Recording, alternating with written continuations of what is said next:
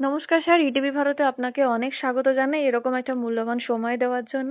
সবার ১ম এ বলি আপনাকে ইটিভি ভারতের পক্ষ থেকে অনেক অভিনন্দন। হ্যাঁ, ধন্যবাদ। হ্যাঁ, নমস্কার। পৃথিবী ভারতীয় সকলকেই নমস্কার জানাই। ১ম বিষয় হচ্ছে আপনি অনেক বছর শিক্ষকতা করছেন। তো ছাত্র শিক্ষকের মধ্যেও একটা অন্যরকম সম্পর্ক থাকেই। কিন্তু আমার যেখানে প্রশ্ন সেখানে হচ্ছে যে বাবা-মারা স্কুলে পাঠান, গভর্নমেন্ট স্কুলে পাঠান বা সরকারি, বেসরকারি বিভিন্ন স্কুলে পড়াশোনা করান। আমি মানে যেটা বলার বিষয় যে আজ থেকে যদি কয়েক বছর আগে ধরুন ৫-১০ বছর আগে যদি শিক্ষার মান জিজ্ঞাসা করা হয় বা এখনকার শিক্ষার মান মানে কতটা উন্নত মানে কতটা কিভাবে বদল এনেছে শিক্ষকতার ক্ষেত্রে? শিক্ষা যে বিষয়টা, আমি যদি পিছিয়ে যাই আজ থেকে ৭ বছর বা ৮ বছর বা তারও আগে, তো তখন ছাত্র শিক্ষক সম্পর্কে সঙ্গে যে মানসিক উন্নয়নের বিষয়টা ছিল, এই মেলবন্ধন এবং মানসিক ছাত্র শিক্ষক উন্নয়নের জায়গাটা যেন ধীরে ধীরে এখন অনেকটাই কমতি দেখা যাচ্ছে। খুব একটা বেশ ভালো বন্ধন নেই, ফারাক দেখা যাচ্ছে। সেই ফারাকটা কেন হচ্ছে এই বিষয়ে আমার নিজস্ব যে মতামত, সেটা হচ্ছে প্রচুর পরিমাণে ছাত্র শিক্ষক সম্পর্কের যে বন্ধনটা হওয়ার জায়গা ছিল, সেটা হচ্ছে ক্লাস টিচিং। তো ক্লাস টিচিং এর জায়গায় বহু ছাত্রছাত্রী এখন অনেকটাই ক্লাস ফাঁকি দেয়।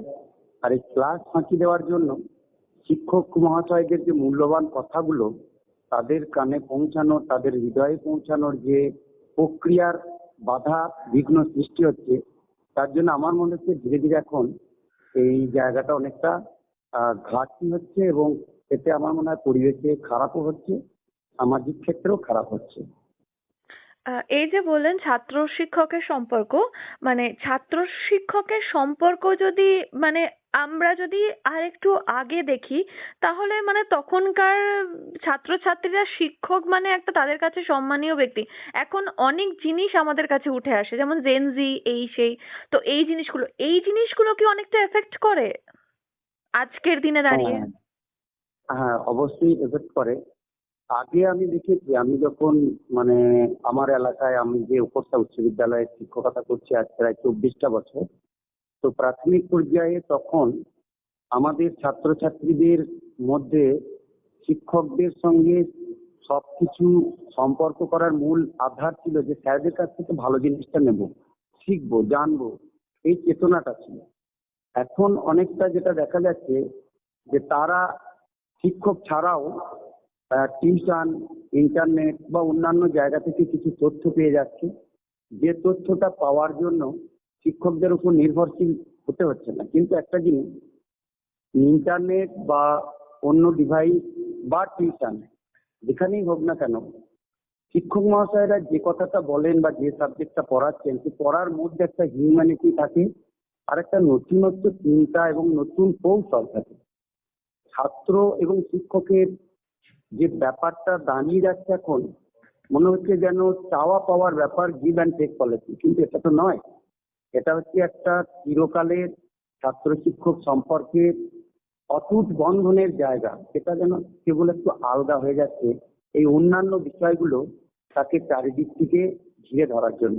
অনেক বাবা মাও চাইছে যে অত বেশি স্কুল যাওয়ার দরকার নেই, এত বেশি ক্লাস করার দরকার নেই। তো এই শ্রেণীকক্ষের যে বিষয়টা, শ্রেণীকক্ষ একটা বড় জায়গা। শ্রেণীকক্ষের মতো পবিত্র জায়গা আর কোথাও আছে বলে আমার মনে হয় না। এই জায়গাটা ফিরে পেলে ভালো হয়। আ যদি আমি আমা আমি আমি আমি আমরা পড়াশোনা করে এসছি। তো আমাদের টাইমেও একটা অন্যরকম বিষয় ছিল। কিন্তু এখন দেখা যাচ্ছে আমরা বাবা-মার কাছ থেকে শুনে এসেছি কি কলেজে না উঠলে মোবাইল ফোন হাতে দেওয়া যাবে না।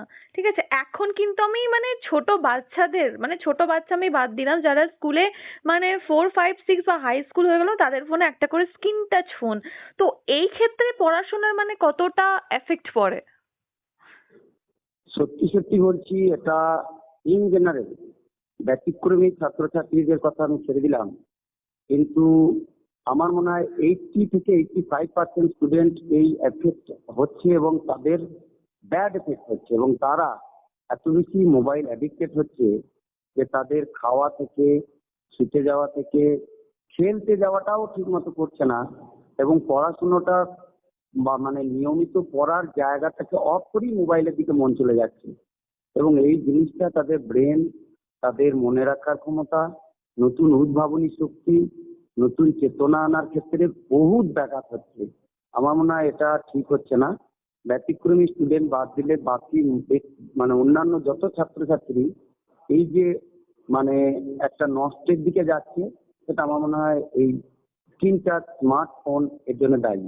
এটা আমার মনে হয় অনেকটাই নিয়ন্ত্রণ করা বাবা মায়েদেরও দরকার, ছাত্র শিক্ষক, শিক্ষক মহাশয়দেরও দরকার। আর আমি কখনোই ক্লাস 11 বা 12-এ সরকার পক্ষের তো উচিতই ছিল না, যেটা হয়ে এসছে, জানি না এটা কি থাকবে। তো বাবা মায়েদের উচিত 11-12 এর আগে কখনোই তাকে স্ক্রিন টাচ স্মার্টফোন দেওয়া উচিত নয়। এটা আমার শিক্ষক হিসাবে আমার মতামত। আম সামনেই মাধ্যমিক পরীক্ষার রেজাল্ট গেল। আর কিছুদিন আগে আরকি আবার সামনে আসছে উচ্চ মাধ্যমিক পরীক্ষার রেজাল্ট। তো সেই আ আগেকার রেজাল্ট মানে পাওয়ার যে ছাত্রছাত্রীর মধ্যে কৌশল, মানে সেটা আগেকার মান থেকে এখনকার মানের যদি আমি পার্থক্য করতে বলি, তাহলে জিনিসটা কত রকম মানে হওয়া উচিত? আর ওই মানকে উন্নত করার জন্য আপনার শিক্ষক হিসেবে কি টিপস দেবেন? এটা আমার শেষ কোয়েশ্চেন। হ্যাঁ, প্রথমত হচ্ছে আগেকার যে ছাত্রছাত্রীরা যে পার্সেন্টেজটা পেত, এখন একটা 90% পাওয়া স্টুডেন্ট আর আগের একটা 90% পাওয়া স্টুডেন্টের মধ্যে অনেকটাই আমি পার্থক্য আছে মনে করি। তখন একটা ভাস্ট সিলেবাস তাকে অতিক্রম করতে হতো, এবং আগেকার ক্ষেত্রে আমি যেটুকু দেখেছি, পুঙ্খানুপুঙ্খ ভাবে একটা চ্যাপ্টার সম্পর্কে নিখুঁত জ্ঞান না থাকলে সে কিন্তু সেই বড় জায়গায় পৌঁছাতে পারতো না। তো সেই পরিপ্রেক্ষিতে এখন একটা 90% পাওয়া স্টুডেন্ট, সে যেভাবে নম্বরটা পেয়েছে সে জেনেই পেয়েছে আমি ধরে নিচ্ছি। এখানেতে সব ছেলের ক্ষেত্রে 90% খারাপ বলবো না, তবে অল্প হলেও একটু আগের থেকে এখন মানটা একটু কমই আমার মনে হয়। কারণ আগেকার 90% পাওয়া ছেলের যে ডেপথ, যে ধারণা, যে চর্চা, যে ধরনের তার পরবর্তী জায়গায় উচ্চ মাধ্যমিকে গিয়ে দাঁড়িয়ে থাকতে পারতো, এখন অনেক 90% পাওয়া ছেলেকে পরবর্তীকালে সায়েন্স নিয়ে পড়তে গিয়ে দেখেছি ডুবে গেছে। তো সেই জন্য 90% বা 95% পাওয়া হলেও ডেপথ যার আছে সে টিকে থাকবে, ডেপথ যার নেই সে কিন্তু টিকে থাকতে পারছে না। এটাই পার্থক্য। আ একজন সরকারি শিক্ষক হিসাবে আগেকার মানের বা এখনকার আ মানকে উন্নত করার জন্য আপনি কি টিপস দেবেন?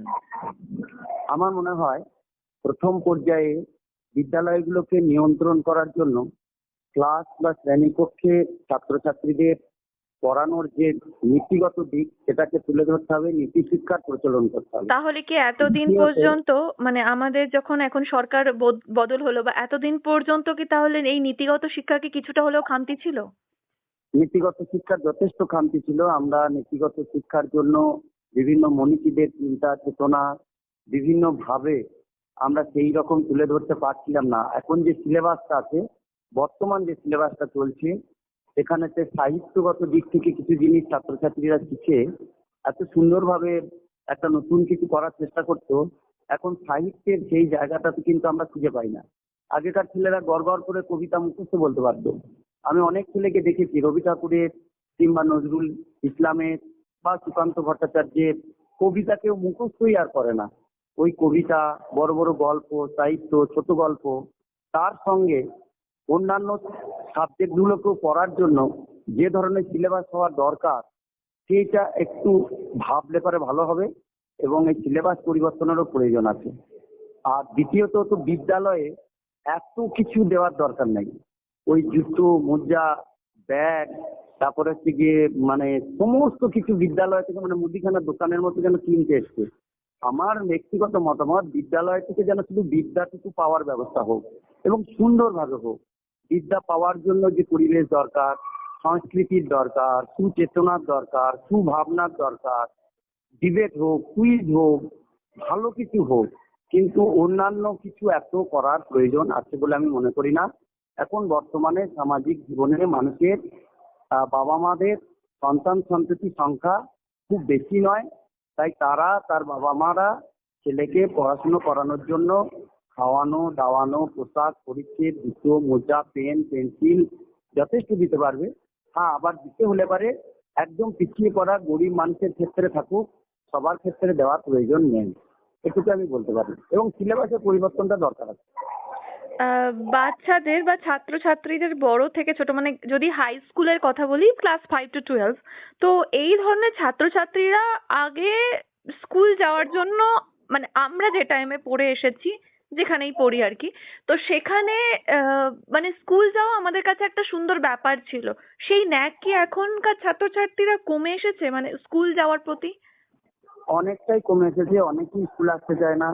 শনিবারটা তো প্রেয়ার লাইন আমাদের যে প্রার্থনা সভা হয়, খুব অল্প স্টুডেন্ট দেখেছি লাইনে দাঁড়ায়।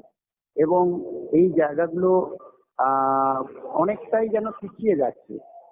তো আমাদের টিফিন আওয়ার্স হয়ে গেল, ছাত্রছাত্রীরা চারিদিকে চিৎকার করছে। আর দ্বিতীয়ত হচ্ছে গিয়ে আমাদের এই ছাত্রছাত্রীরা আগে যেমন বিদ্যালয়ে আসার সময়ে তাদের একটা সুন্দর আসার লাইন করে যাওয়া, লাইন করে আসা, এবং শিক্ষক মহাশয়দেরকে পাসিং হলে স্যারদেরকে পারমিশন নিয়ে যাওয়া, সাইকেল থেকে নেমে পড়া, এই জায়গাগুলো সব স্টুডেন্ট করে বলবো না, তবে খুব অল্প স্টুডেন্ট এখন করছে।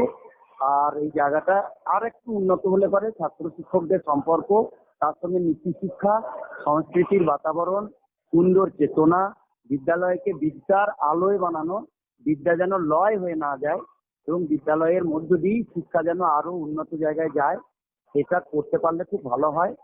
আশা করছি আগামী দিনে শিক্ষার আরো ভালো কিছু করার জন্য যা করণীয়, আমরা সরকারকেও মানে বলবো, আবেদন করব যে ভালো করে দেখা, শিক্ষার মেরুদণ্ডটাকে যেন শক্ত করে তুলে ধরবে। এটুকুই আমার মানে আবেদন। অনেক ধন্যবাদ। Thank you sir.